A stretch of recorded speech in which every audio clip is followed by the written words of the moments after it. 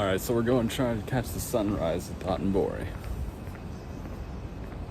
Sun is coming up now. We got another roughly 10-15 minutes.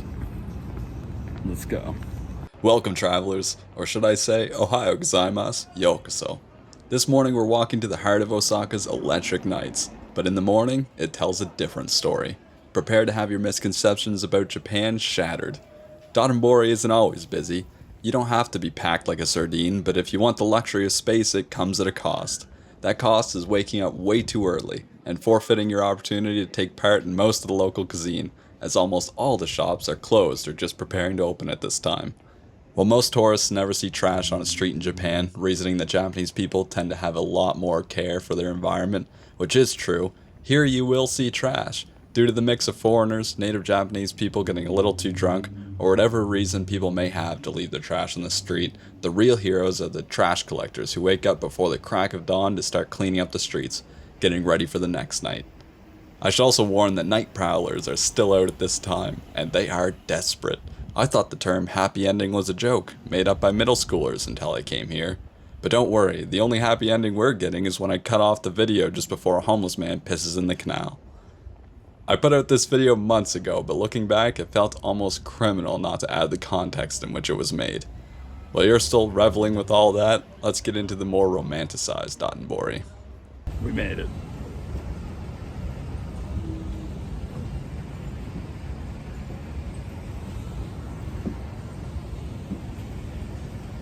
Before the neon, before the noise, there is this, Dotonbori at sunrise.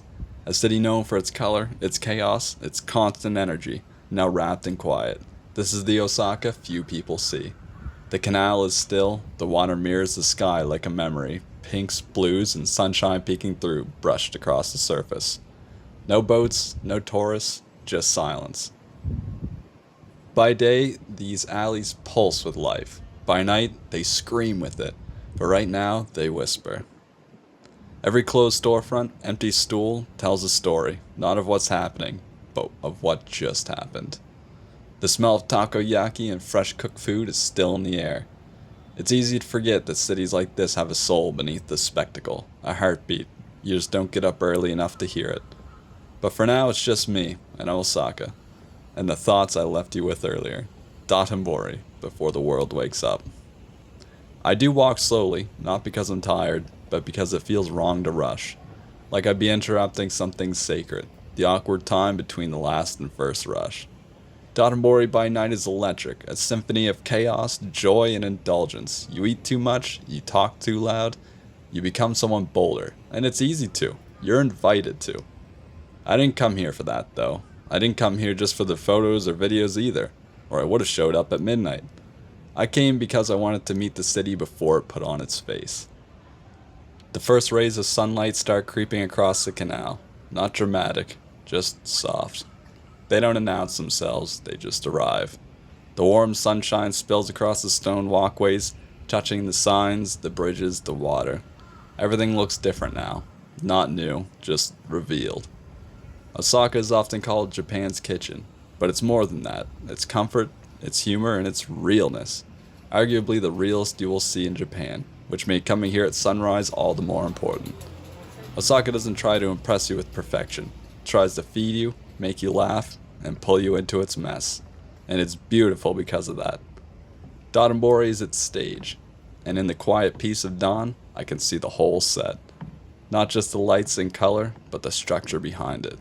The city earns its name as Japan's kitchen now, with prep work, with early mornings, with the hard workers that make it all happen, right now. You don't notice it at night, but in the morning, the night gets fed. Not much going on at 5 a.m. I find myself back on the bridge, where the crowd gathers at night, where you wait for your friends or lose them in a blur. But now, it's just light, and the sound of morning. Cars start to move again.